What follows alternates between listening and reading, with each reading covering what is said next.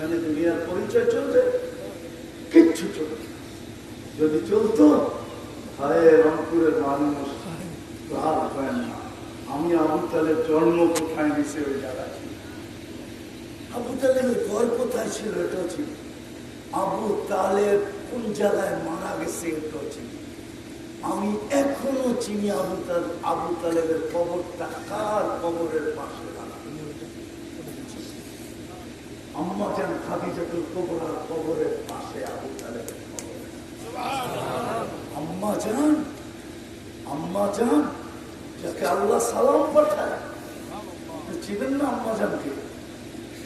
আম্মা জানকে আপনারা চিনেন না? তার কবরের পাশে আবু তালেবের কবর।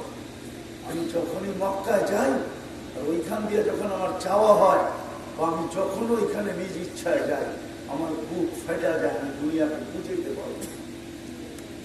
আবু তালেবের কবর থেকে বুক ফেটা যায়। 44টা বছর মুহাম্মদুর রাসূলুল্লাহ সাল্লাল্লাহু আলাইহি ওয়াসাল্লামকে বুকে রেখা পাচ্ছে, বুকে রেখা, সিনার ভিতরে রেখা পাচ্ছে। 6 বছর 6 মাস বয়সের থেকে নিয়া নবীজির বয়স যখন 50 বছর 6 মাস 10 দিন, ওই দিন আবু তালেব দুনিয়া থেকে বিদায় নিয়েছে। আপনারা চিনেন না আবু তালেব? আপনারা জানেন না মুহাম্মদুর রাসূলুল্লাহ যার ইশারা পেলে বাইক খুলে যায়। ওরা আমাদেরকে জিজ্ঞেস করেন, হাদিসের দব আছে, হাদিসের দব, 2 সালের হাদিস আল্লাহ রাসূল ইশারা করছিলেন আইয়ুহাদ দব, তাও জীবিত না, মরা, মৃত্যু গুইসাবকে ইশারা করছিলেন আইয়ুহাদ দব। জীবিত হয়ে মাথা উঁচা করে চিৎকার দিয়ে আরবি ভাষায় বলতেছেন লাব্বাইক ওয়া সাদাইক ইয়া যাইনা ওয়াফা ইয়াউমিল কিয়ামা। ও তু জাহানের বাদশা, আমার ভাগ্য খুলে গেছে।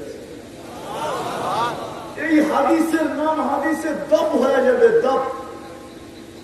মানে তিরমিজিতে এই রওয়ায়াত আছে হাদিসে দব। আল্লাহ রাসূল বলেছে এত সুন্দর আরবি বলিস, কিছু জিজ্ঞাসা করবো? লিমান তা'বুদ, ইবাদত কার করিস? ওই সব পর্যন্ত চিনছে। আর আমার শিক্ষিত যুবকরা আল্লাহ চিনে, শিক্ষিত সমাজ আল্লাহ চিনে না। কালকে এই চেহারাটা কি করে দেখাবো, কি করে আল্লাহকে দেখাবো? বলেন রংপুরের মানুষ না, রংপুরের পরিচয় দিলেই চলবে? তাইলে তো মক্কার পরিচয় দিলেই চলতো, তাইলে তো কুরাইশের পরিচয় দিলেই চলতো, তাইলে তো মুহাম্মদুর রাসূলুল্লাহর পরিচয় দিলেই চলতো। আল্লাহকে চিনে না। আবু তালেব কে? কতদিন পালছেন মুহাম্মদুর রাসূলুল্লাহ সাল্লাল্লাহু আলাইহি ওয়াসাল্লামকে? আমি পিছনে যাইতেছিলাম, আমি আম্মার জানের কবর 2 বার গেছি। আমার এখানে ব্যথা জমা আছে, ব্যথা। আমি আবু তালেবকে চিনি, আবু তালেবকে চিনি। এই জন্যই তো দিলটা ফেটে যায়। হায় হায় আল্লাহ, তোমার সিদ্ধান্ত। আবু তালেব ইশারা করলে ভাগ্য খোলে, অথচ বুকে ঘুম পড়াইতো, ভাগ্য খুললো না। গুইসাবের ভাগ্য খুলে গেছে। জিজ্ঞাসা করছে ইবাদত কার করিস? ফিস সামাই আরশুহু وفي الأرض سلطانه وفي البحر سبيله وفي الجنة رحمته وفي النار عقابه। আকাশে যার আরশ, জমিনে যার রাজত্ব, সমুদ্রে যার রাস্তা, জান্নাতে যার রহমত, জাহান্নামে যার শাস্তি। আল্লাহ রাসূল হাসতেছে আর বলতেছে কুল মান আনা, আমি কে? আনতা রাসূল রাব্বিল আলামিন, আপনি সমগ্র জগতের রবের রাসূল, খাতামুন নবিয়্যিন, আপনার পরে কোন নবী নাই। আপনি নবুয়তের ঘরের তালা, না কেউ বাহির হবে, না কেউ ঢুকবে, ঘর তালা দিয়ে দিয়েছে আপনাকে। মান আমানা বিকা ফাস, যে আপনার গোলাম হবে ওর ভাগ্য আমার মতো খুলে যাবে। যে আপনার গোলাম হবে না, অচির ভাগ্যবান। যার ইশারা পেলে ভাগ্য খুলে, রাত্র পার হয়ে যাবে যদি আমি শুনানি শুরু করি, কিন্তু আমার হাতে সময় নেই। এত লম্বা শোনানো যাবে না যে মুহাম্মদুর রাসূলুল্লাহ। ইশারা পাইলে ভাগ্য খোলে, ছোঁয়া পাইলে ভাগ্য খোলে, পিঠ লাগলে ভাগ্য খোলে। জুমার খুতবা দিতেন খেজুর গাছে, পিঠ লাগায়া, মেম্বার বানাইতে দেরি, পা দিতে দেরি, খেজুর গাছের কান্না ফুটা বাহির হইতে দেরি থাকে। বাচ্চার মতো কাঁদতে ছিল। আমার মনে হয় আল্লাহ রসুল নাইমা এসে ওকে সান্ত্বনা দিচ্ছেন, কাঁদিস না, তোকে বঞ্চিত করবো না, জান্নাতে নিয়ে যাবো। তুই দুনিয়াতে আমাকে খেজুর খাওয়াইতে পারিস না, জান্নাতে খেজুর দিবি, আমি মজা করে খাবো। তারপরে মনে হয় জান্নাত সংসার আগে থামে না, পিঠের ছোঁয়া পাইলে অথচ আবু তালেবের বাইকে খুলে সত্যি দুনিয়ার কোনো পরিচয় দিয়ে চলবে। ভাইয়ে ভাইয়ে, আমি তো বড় কাঁদি, আমি তো সফরে বড় কাঁদি যে ভাইয়ের পরিচয় যদি চলতো তাহলে পরিচয় চলতো। আজকে তো পরিচয় ওইখানে ক্লিয়ার কোনোটাই চলবে না। শুধু আল্লাহ দেখবে আমি দিলাম কি, ও করলো। কালকে চেহারাটা কি করে দেখাবো? শেষ কথা এই জন্য আসেন রংপুরের মানুষ, যতটুকুই বললাম রাস্তা এখনো বন্ধ না, খোলা আছে, এই উন্মতের জন্য খোলা আছে। নাইলে আল্লাহ রসুল এই কাহিনী আমাদেরকে কোনোদিন শোনাই। বনি ইসরায়েলের কাহিনী দিয়ে আমাদের দরকারটা কি ছিল? আল্লাহ রসুল শুনায়া দিয়েছেন মুসা আলাইহিস সালাম কার ধাক্কা দিয়ে বাহির করে দিয়েছেন, কার ধাক্কা দিয়ে শহর থেকে বাহির করে দিয়েছেন। মারা গেছে, ওহি আসছে, জানাজা পড়াইতে হবে বন্ধুর। তো বলছে একা জানাজা পড়াই কি করে? বনি ইসরায়েলকে নিয়ে চলেন। ও বনি ইসরায়েল সোয়াব না পাইলে যাবে না। তো আল্লাহ চষে আয়সা বলছে যে বন্ধুর জানাজা পড়বে গুনাহ, যে সুযোগ ছাড়ে যায় দেখে বদমাস মোরা পড়া আছে। বনি ইসরায়েল ধরছে মুসা আলাইহিস সালামকে, মুসা জীবনে আর কত খেলা দেখাইবা, বহুত খেলা দেখাইছো। দেখতে দেখতে আমরা 5,87,000 লোককে হত্যা পর্যন্ত হতে হয়েছে। এটা কি শেষ খেলা? বদমাস আবার অলি হইল কবে, আল্লাহ বন্ধু হইল কবে? মুসা আলাইহিস সালাম উপরের দিকে চাইতেছে, একটু করে ওহি চলে আসছে। আল্লাহ বলছে মুসা ছিল বদমাস বটে, কিন্তু ফালাম্মা কারুবাল মউত, যখন মউত কাছে চলে আসছে, রাআ কারিবান ওয়া বাঈদা, কাছে দেখছে দূরে দেখছে, ইয়ামিনা ওয়া শিমালা, ডাইনে দেখছে বামে দেখছে, আমামা ওয়া ওয়ারাআ, সামনে দেখছে পিছে দেখছে, ফালাম ইয়াজিদ আহাদ, মনের কথা বলার জন্য কাউকে পায় নাই। তো উপরের দিকে মুখ উঠায় একটা চিৎকার দিছে, ইয়া মান লা তাদুরুহু দুনুব, ও আল্লাহ গুনাহ যার কোনো ক্ষতি সাধিত হয় না, ওয়ালা তানকুসুল মাগফিরা, মাফ করলে যার ভান্ডারে কমে না। ফারা আমুতু ফরিদান ওয়াহিদা, তাকায় দেখ আমি জঙ্গলে একা একা পুরা মরতেছি। ও আনতা কুলতা আনতাল গফুরুর রহিম, আর আপনি বলতেছেন আপনি নাকি গফুরুর রহিম। তাহলে আমার লাভ হইল তো হইল। আল্লাহ জিজ্ঞাসা করছে মুসা সাল বনি ইসরাইল মাযা উজিব, বনি ইসরাইলকে জিজ্ঞাসা করেন আমি কি জবাব দিব। বনি ইসরাইলকে জিজ্ঞাসা করছে, বনি ইসরাইল কি জবাব দিবে আল্লাহ? তো বনি ইসরাইল চিৎকার দিয়ে উঠছে, সাদাক্তা ইয়া রাব্বি, রব আপনার সিদ্ধান্ত সত্য। এক ডাকে ওলি বানায় দিয়েছে। আমরা তো উম্মতে মুহাম্মদ, আমাদের জন্য তো কণ্ঠ নারীতে আসার পূর্ব মুহূর্ত পর্যন্ত সুযোগ আছে। যদি মুখ দিয়া বলতে পারে তওবা, তাইলে তো কোনো কথাই নাই। মুখ দিয়েও যদি তওবা না বলতে পারে, মনে মনেও যদি বলে, তাইলেও তো কোনো কথা নাই। আর যদি তাও না পারে, যারা পাক শক্তিহীনের মতো যদি আঙ্গুল দিয়ে এরকম ইশারা দিয়ে দিতে পারে, তাইলেও আসেন। আমার কথা যদি বুঝে আসে, আজকে চলেন আল্লাহর কাছে তওবা করবেন। কে কে করবেন দেখি? আল্লাহু আকবার। মনের ঠিকানা ঠোঁটের ঠিকানা? ঠোঁটের টিকা হলে কিন্তু ফতুয়া শোনায় দিব আব্দুল কাদের জিলানী রহমতুল্লাহ আলাইহি, লিসানুকা মুমিন কলবুকা মুনাফিক। মুখের দিলের ঠিকা তো আল্লাহকে বলে দেন। আল্লাহ কিন্তু এখন প্রথম আকাশে, আমাদের দুনিয়ার ছাদে আছেন এখন। রাত্রের 3 ভাগের 1 ভাগ অতিবাহিত হয়ে গেছে বহুত আগে। ডাকতেছেন কে তওবা করবি, আমি মাফ করে দেব।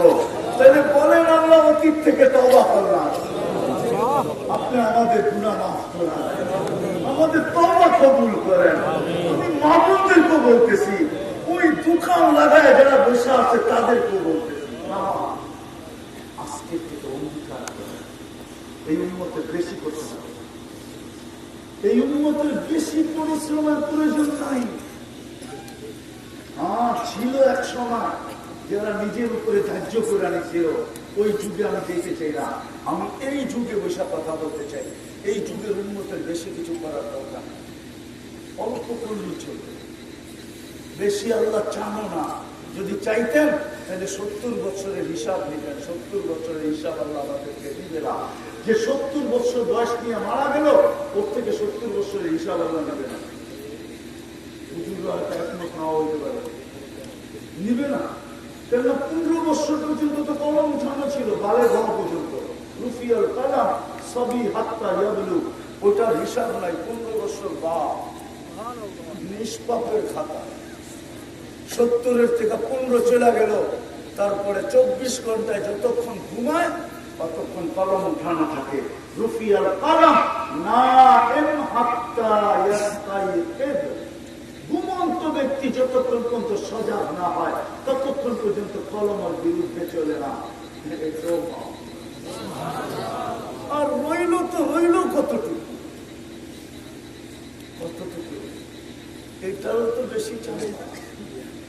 24 ঘন্টা সেজদা করে রাখা যায় না। জান্নাত শুধু 5 ওয়াক্ত যদি ঠিক মতো আসতে পারি। আমি তো বলি আল্লাহ নামাজের জন্য ডাকে, আমাদের নামাজ, আমরাই কি নামাজ কি ঠিক না? এই মজমার একজন তো বলতে পারবে না। 3 চিল্লা আলাদা আছে, এখানে চিল্লা আলাদা আছে। রাগ হয়ে যাবেন বলবো? বলতে তো পারবে না। আলেম ওলামা ছাড়া কেউ তো বলতে পারবে না যে আমি 2 রাকাত নামাজ কোন আলেমকে সামনে পড়া সৎপায়িত করে রাখছি। সৎপায়িত বোঝেন? আলেম ওলামার সামনে পড়ছি আর বলছি আপনি লেখা দেন আমার নামাজটা ঠিক আছে। পারবেন তো হাতে থেকে?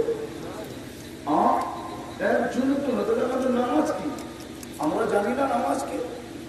আল্লাহ নামাজের জন্য ডাকে না, জান্নাতের চাবি দিতে ডাকে। এই জন্য এই মাদ্রাসার মক্তবের ছেলে নিয়ে আসেন 3 নম্বর হাদিস মক্তবের, মিফতাহুল জান্নাতি আসসালাহ, জান্নাতের চাবি নামাজ। আল্লাহ উম্মতকে জান্নাতের চাবি দিতে ডাকে। চাবি কুদরতি পায়ে মাথা রাখতে ডাকে। লম্বা হয়ে যাবে। আমরা তো নামাজ শুধু ইবাদত মনে করি, ইবাদত নয়। এটা তো সমস্ত ইবাদতের চাবিকাঠি। নাইলে কেন বলতেন ইদা সালুহা সালুহা সাহিবুল আমাল, নামাজ ওকে জীবন ওকে। আমার জাতি যদি শুধু নামাজ, আজকে যে গরম বাংলাদেশে চলতেছে, আমি তো বলতেছি আল্লাহ নারাজ হয়ে গেছেন। আর হবেন না কেন? হবেন না কেন? 70% মানুষ তো রমজানে নামাজ পড়ে করছে, 30% 70% করে। রমজান তো রমজান ছিল না, 1 মাস তো 70 মাস ছিল। 1 মাস তো 83 বৎসর ছিল। লাইলাতুল কদর 1 মাস পড়ে যদি বসে থাকতো, বাকি 11 মাস না পড়তো, আল্লাহ যদি গরম দিত তাহলে উপর দিকে হাত উঠায় বলতে পারতো গরম দেন কেন?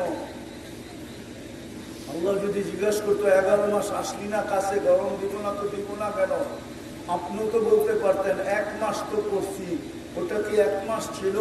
ওটা তো 70 মাস ছিল। 1 ফরজ পড়লে 70 ফরজ, একদিন পড়লে 70 দিনেরটা হয়ে গেছে। 1 মাস পড়ছি 70 মাসেরটা হয়ে গেছে। রাখুন তো রাখুন কেন? বাদ দিয়া দেন 11 মাস, দরকার নাই 11 মাস বাদ দেন, তারপর তো আমার কাছে থেকে যাবে। আল্লাহকে তো বলতে পারতো আজকে গরম দিবে না তো দিবে কি? আমি তো বলি আকাশ থেকে আগুন দেয় না, এটা তো শুধু নবীজির কারণে দেয় না। নবীজির সাথে অঙ্গীকার করছে আপনার উম্মতকে সমূলে ধ্বংস করবে না। মৃত্যু লঙ্গে অঙ্গীকার করছেন, বন্ধু চলে আসেন। জিবরিলকে জিজ্ঞাসা করছে, চোখে পানি। জিবরিল আলাইহিস সালাম জিজ্ঞাসা করছে, আতাবকি ওয়া আনতা ইলা রাফিকিল আলা, এখনো কাঁদেন? আল্লাহর সান্নিধ্যে তো চলে যাবেন। আল্লাহ অপেক্ষা করতেছে, বলতেছে ভাই এখনো 1 প্রশ্নের জবাব বাকি। বলছে সেটা কি? ফামান লিবাদি লিউম্মতি, আমার পরে উম্মতকে কে দেখা রাখবে, কে বুকে জড়ায় রাখবে, কে পাহারা দিবে? আল্লাহ বলছে লা আতরুকু উম্মাতাকা ওয়াহদা, ওলা ফর্দা, আপনার উম্মতকে আমি একা ছাড়ব না, আমি দেখা নবীজির কারণে বেঁচে গেছে, নাইলে তো আগুন দূষিত হওয়ার কথা ছিল। এইগুলো তাইলে বৃষ্টি দিয়ে শুধু ডুবায় দেওয়ার কথা ছিল না, পুরা দশায় দেওয়ার কথা ছিল।